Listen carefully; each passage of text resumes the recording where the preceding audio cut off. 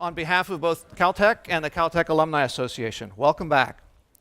I'm Lee Fisher. I first came here to Caltech in 1974 as a frosh. I left for a few years after I graduated, but since the early 80s, I've been around campus doing one thing or another almost continuously. This is a wonderful place to be involved, to have come from, to have gone through, to be involved with, as both a volunteer and as a supporter. And I'm very happy to see all of you here to partake of what Caltech can offer and continue to offer you, because this is just a super place. Thank you for coming back. So Alumni College is one of those exciting ways to stay involved. It's designed to strengthen our connections with you, to strengthen your connections amongst each other, to strengthen your connections with students. There'll be students talking to us a little bit later on today. And to enjoy the wealth and the benefits that Caltech continues to provide us as alums and supporters continuously and throughout our lives. This event sold out this year. So last year we had maybe 120, 130 people sign up. This year we have 180 people signed up.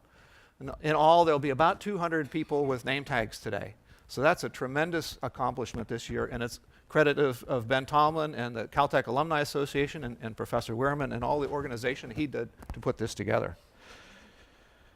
So of the alums in this room, we have, I think, 68 people that indicated they were undergraduates.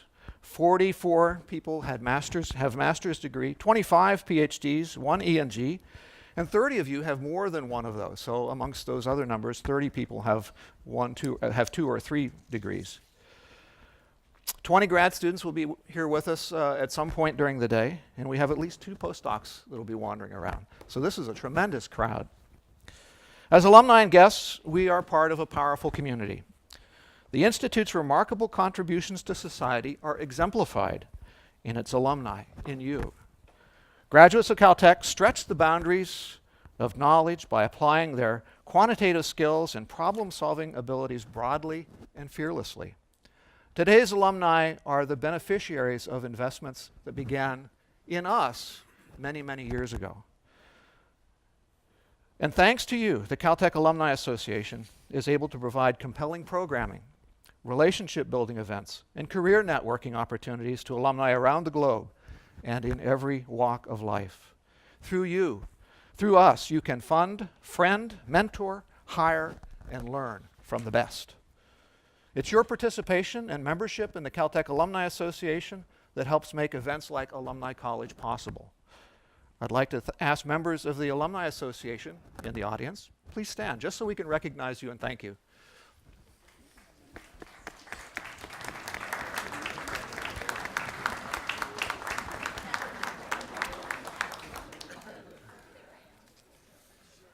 So that's a good number of you.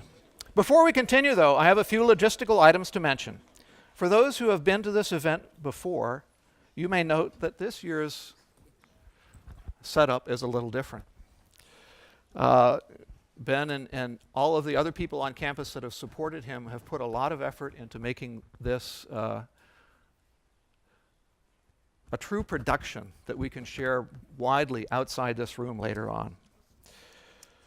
If you've seen cameras in the room, so if you have some element of shyness or bashfulness and don't want to be on camera, you need to go back to the back corners where you sat when you were an undergrad or a grad student here. Don't ask questions. Yes, don't ask questions. This year we're featuring more speakers than usual, 12. Each speaker will speak for an average of 30 minutes, including time for a brief question and answer. Because of the number of speakers, we want to ensure that we stay on schedule. So when you look at your program guide, please note when sessions are supposed to start. And even if you're deeply involved in a conversation out in the outside, just come on back in, because we're going to start without you if you don't get here. We don't give you the 15-minute, if the professor's not there rule, that doesn't count today. Also, please, in respect for our presenters, if you have a cell phone or if any of you still have a beeper, please turn them off. Our breaks, lunch, and reception will be out in the courtyard. Restrooms are in the halls outside this room. And again, speaking of the Alumni Association staff who've worked so hard on this, they have been instrumental. Alex Tobeck is our executive director, and her staff includes Ben Tomlin. If you got Tecker last year, Ben Tomlin is the guy that's behind Tecker. Phil Scanlon, Elizabeth Emerald, and Sherry Wynn. So please join me in thanking them for the work that they put into this. Put into the day-to-day and the work that they put into keeping us all together all year round, 24/7, 365. Finally, at the end of the day, I hope you'll stay for our cocktail reception and poster session outside. You'll have more opportunity to engage in conversations with our speakers and see how the next generation of techers are advancing their frontier, the new frontiers of research. Now, I would like to introduce our guide through today's program. Professor Adam Wierman is in the Department of Computing and Mathematical Sciences, where he currently serves as the department's executive officer. He also serves as the director of the Information Science and Technology Initiative at Caltech, which targets the impact of computational thinking on medicine, science, and society. Its role is to incubate transdisciplinary research widely applicable across natural, social, and engineered systems. And that is the topic for today. Professor Wierman is a founding member of the Rigorous Systems Research Group, RSRG, and maintains a popular blog called Rigor Relevance. His research interests include cloud computing, network economics, power systems, and the mysterious, surprising, and even controversial heavy tails. So if you don't know what a heavy tail is, you probably ought to ask him. I encourage you all to take a look at his personal and research website when you have a spare moment. I was going to list some of his awards and accolades and papers for you this morning, but if I were to do a proper job of it, I'd still be standing here when it comes to be lunchtime. And so instead, I would like you to please welcome me, or please join me in welcoming Professor. No, you've already welcomed me. Please join me in welcoming Adam Wierman. Thanks. Thank you, sir. Thanks. So thank you. Thanks everybody for being here. It's really an exciting day. It's exciting for me to have you all here and to be talking about Caltech Computes, which is really something we've been working for around computation at Caltech for almost a decade in terms of connecting computation, computer science, the information sciences with all disciplines on campus. And really the keyword in the title for today, and the keyword for today is disruption. So when you think about disruption, when you hear about disruption, you think of things like startups, Airbnb, Uber, all these sorts of companies that have changed the way we live our lives. The world's largest movie house is Netflix. It's not, the theaters that you go to. Taxis have been completely disrupted by Uber and Lyft and these sorts of things, and so on and so forth. And there's just so many examples of these in our lives today. And since this is a Caltech alumni weekend, Caltechers have really, driven a lot of this, right? So, you might not know it, but Airbnb, Facebook, Roomba, all of these have strong Caltech connections, and Caltech people really drove the technology behind these. I like to say that 2/3 of Facebook is Caltech, right? So Bobby Johnson and Adam D'Angelo, and they're the names that maybe you haven't heard about as much, but they're really core to the emergence of that. And it's incredible how much we've contributed to this. But that's actually not what today is about. So today is about a different kind of disruption. Today is about disruption not of technology, not of industry, but of science and engineering. And this is something that maybe you don't associate with the word disruption when you hear it. But the same thing is happening across science and engineering. You have to point out at the obvious, Nobel Prizes, starting at the highest, the most visible awards. Economists these days have received Nobel Prizes focused on the building of a new field that bridges computation and economics, algorithmic game theory. Chemists have received Nobel Prizes where in the citation of the prize it talks about the computer, the algorithms being just as important for the chemistry as the test tubes. Biologists, you don't need a wet lab anymore, right? You need the computational tools. Well, you need a wet lab too, but, the computational tools, the algorithms are just as important. Astronomers, we're going to hear about this from George today. The Sky Survey data makes it so that machine learning algorithms are kind of the competitive edge. What can you get from the data? Because the data is out there available for everybody. What can you get from it? What insights can you draw from it? This is what distinguishes a research group these days. And kind of driving this, this disruption is the idea that these fields are moving closer and closer together. We're at a spot now where it's hard to distinguish sometimes a computer scientist as opposed to a chemist as opposed to a biologist, and we'll see that today in the talks. And what's driving this is that no matter what field you're in, there's a new core. I mean, Caltech is built on an intellectual core, right? Everybody in this room took their core freshman classes around, physics and biology and chemistry and these sorts of things. And these days there's a new core, and this core is very different. It requires, probability, optimization, algorithms, networks, machine learning, statistics, these sorts of tools. And this is really driving all of the traditional disciplines. No matter what discipline you're in, you need these tools today, no matter what traditional field. And it's from this core that new fields are emerging, right? So when you take biology and you connect it to this core, you get bioinformatics or computational genomics or these sorts of things. When you take, what else? Economics and add this core, you get computational markets, algorithmic game theory, these sorts of things. And so you really just have these amazing connections. And I picked these particular ones here because these are all ones where really Caltech has had a defining role in shaping these fields at the interface of these new tools, this algorithmic thinking or computational thinking combined with traditional disciplines. And the key thing about it is, I put all these books here because there's no one discipline that all these things are associated in. There's some economics in them, there's some computation, there's some electrical engineering, some math. These are not one field that everybody needs to learn that field in addition to their own. It's really something new, something different that has been driving the emergence of these disruptive new fields across science engineering. And it means that educationally, in terms of research, structurally, in terms of our higher education institutions, our research institutions, something new is needed. And kind of the catchword, the catch-all that has been growing and referring to this is CS plus X. And that's kind of the theme of our day today is, what happens when you take computational tools, computational thinking, and combine it with some other discipline, some other X. Something new happens, and today is about us sharing with you the exciting things that can happen when you do that combination.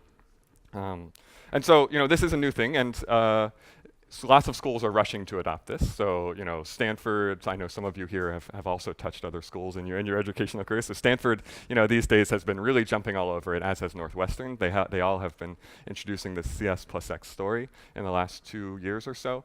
But this is an old story at Caltech. We've been doing this for a while, right? So these schools are late to the party. Caltech has been doing it for years. And in some sense, this convergence like these it's the reason for Caltech. We have Caltech. Caltech's role in the world is to create these convergences. And I like this quote from Phil, who's in the audience, one of the trustees. He's sitting over here. I think really sums it up well. So nowhere else can disciplines get so close, and so nowhere else can new fields launch with as much energy.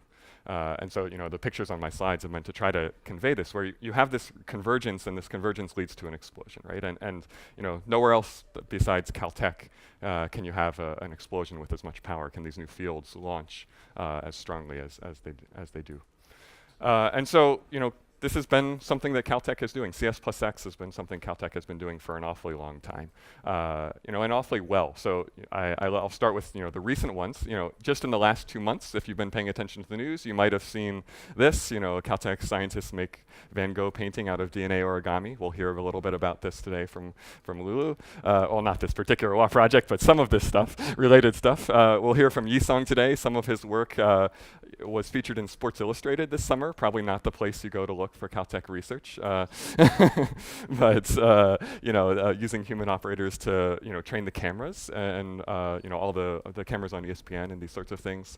Robotics, our courses. This in the past year we had an interdisciplinary CS plus X course around mechanical engineering, electrical engineering, computer science, where they built and raced electric vehicles, or electric vehicle race cars with some autonomy and control in them as well.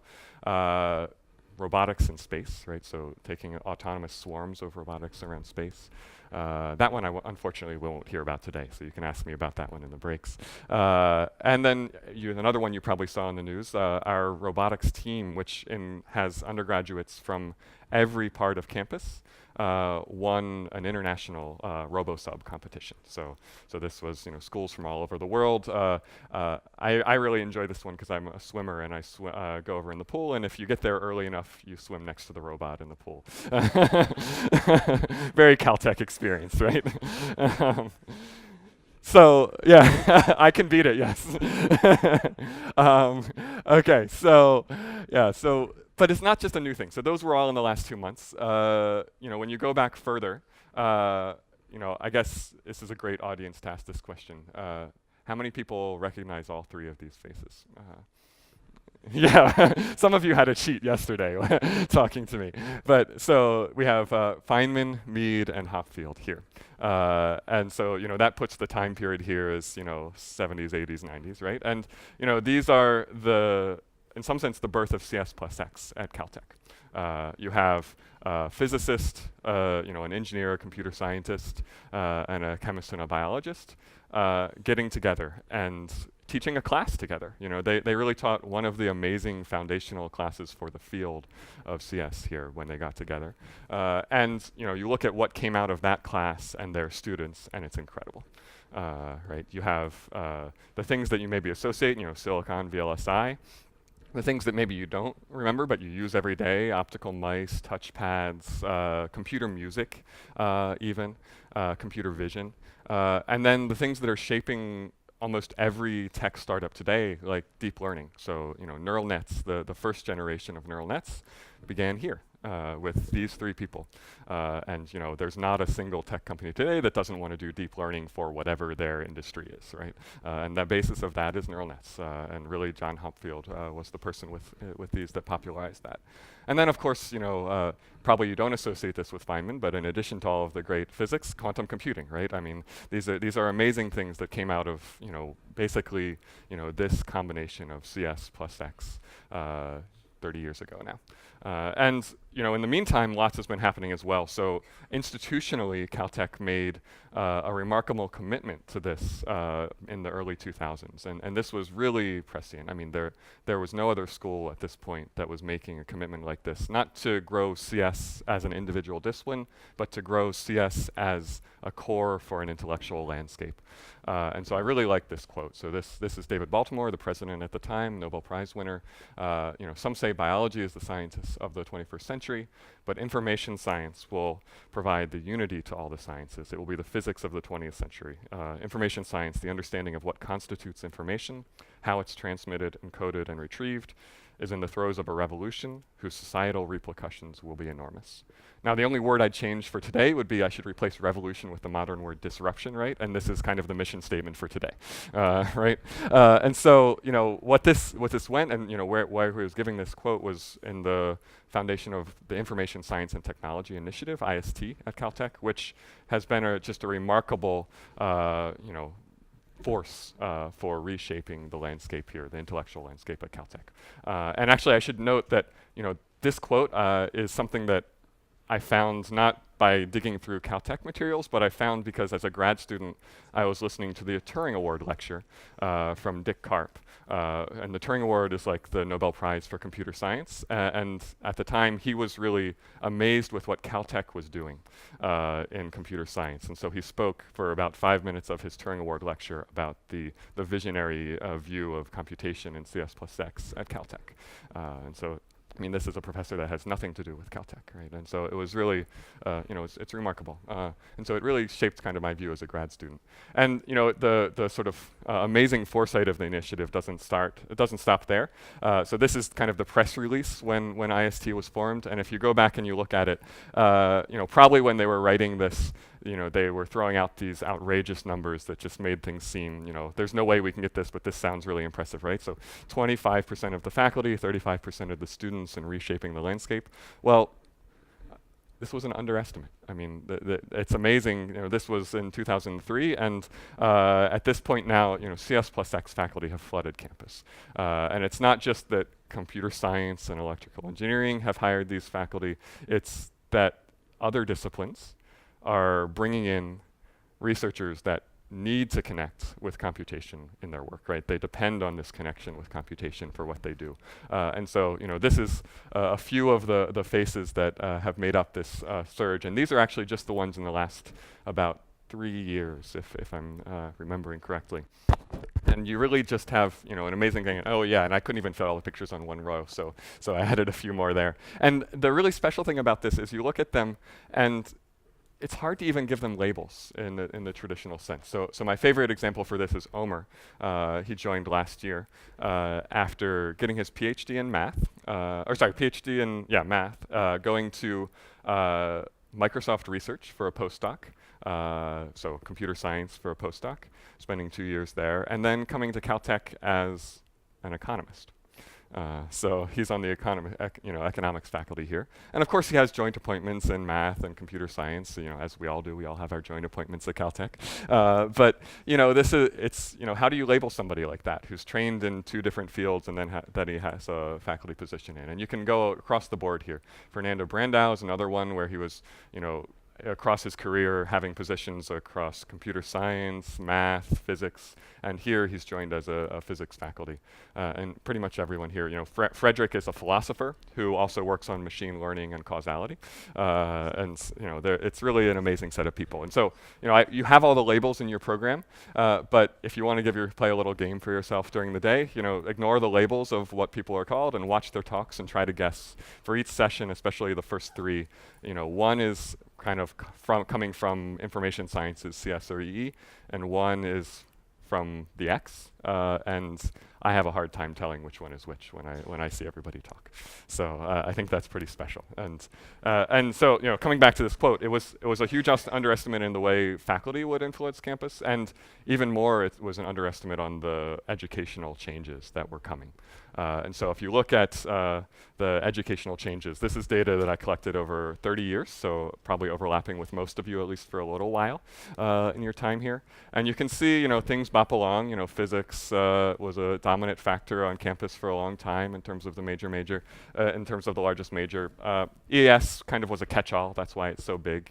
There were not sub-majors within engineering, and so, if you were anything in any type of engineering, you fell into that bucket. And then you look at 2003, the formation of IST, and at the same time, the formation of a CS major at Caltech. We were late to the party in having an official CS major, but we catch up quickly, right? If you look at things now, the CS majors are larger than the next 3 combined at Caltech.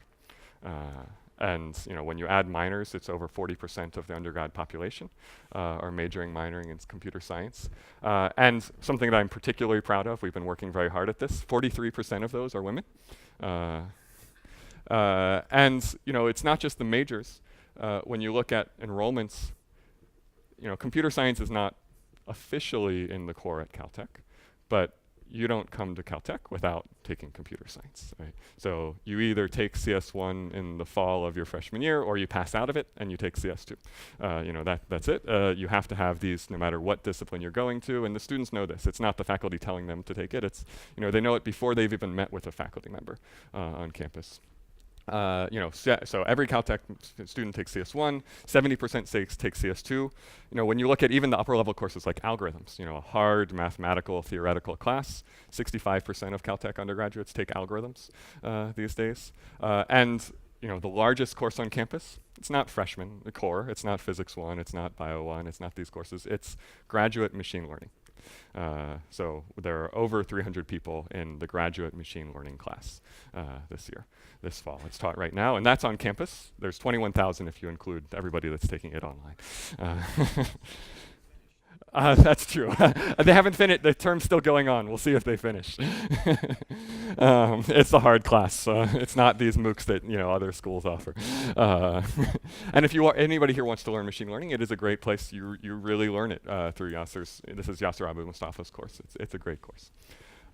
So, that's faculty education. In terms of the intellectual landscape, at this point, every major center and initiative, it doesn't matter what division it's in, has computational faculty involved.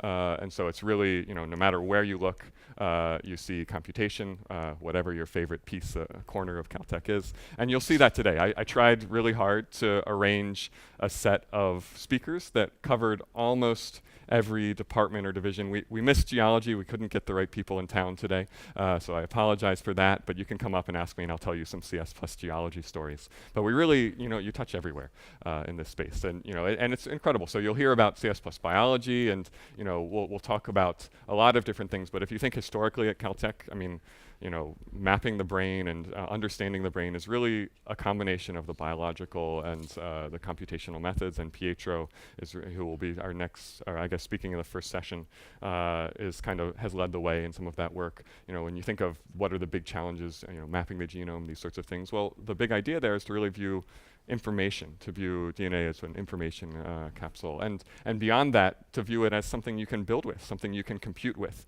And we'll hear a lot about this today, but this is one of my favorite slides from Eric Winfrey.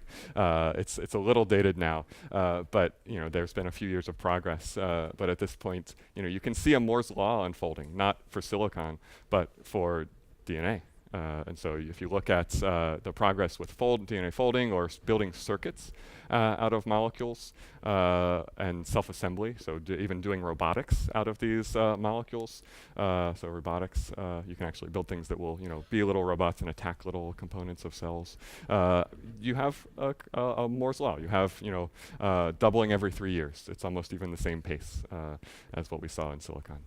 In economics, CS plus economics has been an amazing strength, and Caltech has had a remarkable impact in this space. This is a place where I work, and so it was hard for me not to give the talk on this topic. But Federico will give a great talk on this later today. But Caltechers have shaped the way spectrum auctions are performed in the U.S. and in other countries. If you think of every startup that makes its money off of ads, I apologize for this, but that's because of Caltech. So just put the positive spin on it. You wouldn't have these startups without the ability for them to make money off the ads, right? So, but this started actually in two folds. There were two competing companies when computational advertising, these ad auctions started, and both of them came out of Caltech. One came out of faculty working with Idea Lab, and one came out of an undergrad alum who was eventually working for Google and through that. And so you really, both trends, they were even Caltechers competing to each other. Net neutrality and the understanding of network economics of ISPs, Caltech again led the way for this field. The sharing economy, Airbnb, grew out of Caltech graduate students, and then Facebook, I already said, two-thirds of Facebook is techers. And even today, something that you may have heard about over the news is Apple embedding privacy into their cloud, into their things with a new tool called differential privacy. That is something that, again, is Caltech born and bred.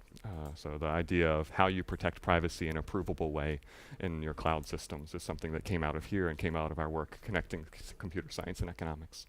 Physics, of course, quantum computing, you'll hear a lot about quantum cryptography. Another MOOC, if you want to learn about this, Tomas Vidic is teaching a MOOC right now on quantum cryptography. And it doesn't have 21,000, but it has over 10,000 students in it right now, and it's phenomenal. So I've been watching that. I've been learning that this term. Modeling of flows and complex networks as well is something that Caltech has been leading the way. And these sorts of networks, in a lot of places, they're driven by physics. But here, it really is something that connects physics and biology. And, I teach a course on this, and I'm always amazed by the students coming in and saying, I want to study networks, but I want to study it in this particular way. And so we have students working on chemical reaction networks, talking to students working on networks in the brain, talking to students working on social networks, economic networks, legislative networks, these sorts of all over the place. Astronomy, we'll hear from George about the sky survey stuff I already mentioned. Robotics, I mentioned the robotics team, but actually, autonomous vehicles, again, Caltech was leading the way here back in the 90s, where we were competing in the DARPA Grand Challenge and doing darn well, and it's beating CMU, beating Stanford, beating these schools that are considered the fathers.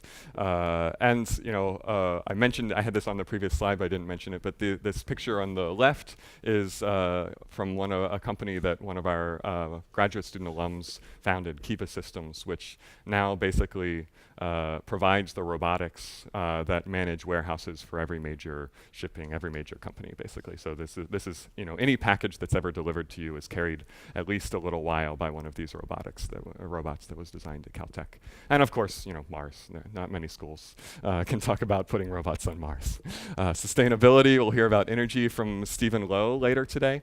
And we have, power grid was really shaped here. The transmission lines, I was learning yesterday actually how much Caltech had designed, the transmission system, the grid that we have today. And then these days we're really engaged in rethinking how it should work around lots of these issues around electric vehicles, demand response, integration of renewables. And depending on where you parked today, you might have seen one of these little boxes in front of your car if you came in an EV. And so this is one of our current experiments. I think Stephen might mention it in his talk later today, but our group, I work with him on this. We have 50 of these chargers over in the California parking lot, and to warn you, we're running experiments on how you can control and manage EVs and their charging capacity to provide a service. Basically, EVs can be large-scale storage for the grid, and these little boxes are letting us demonstrate that. And then climate modeling is another huge thing that's going on Caltech. You can't model climate. You can't understand clouds and how they're going to impact the climate and how they're going to impact weather without huge computational models. And there's just enormous algorithmic challenges to making that happen. Geology is another one. There's if you have the opportunity and are interested, you could join the community seismic network. So you can put an app on your phone, you can have a little sensor in your house, and now all of a sudden you can get seismic monitoring not from just a few big devices around the city, but everywhere. And imagine the data that you can do with this. You can recognize earthquakes early, you can warn, you can give actually a couple-minute warning to a city that the earthquake is coming because of the propagation of the waves if you can have these sensors densely around the world. And so you can do things like make sure the elevator doors are open if they're at a floor, open the firehouse doors so that the fire engines can get out and not be locked in because the earthquake destroys the openings and these sorts of things. And so there's a bunch of projects going on campus around that. Medicine, we won't hear too much today, but there's a ton going on in medicine. Tom will tell us about chemistry, math, sports, all of these things. I could fill the whole day with these little gambits of how Caltech has shaped CS+X. And I think you'll through the day get a sense of how exciting this opportunity is and how much Caltech has invested and shaped these fields. So here's the outline of the day. You have the program in front of you. We're going to cover data, biology, physics, economics, chemistry, and energy. And maybe the most important thing today, you'll hear all the talks, of course, but at the end of the day, we have students. So we have about 25 or 30 students and postdocs who will come and we'll have posters for you during the reception. And so you can talk to the people on the ground and hear about what they're doing from their mouths, and it'll be exciting. So with that, I will end my part, and we'll move on to the main event, which is CS plus X. And the first one is going to be CS plus data.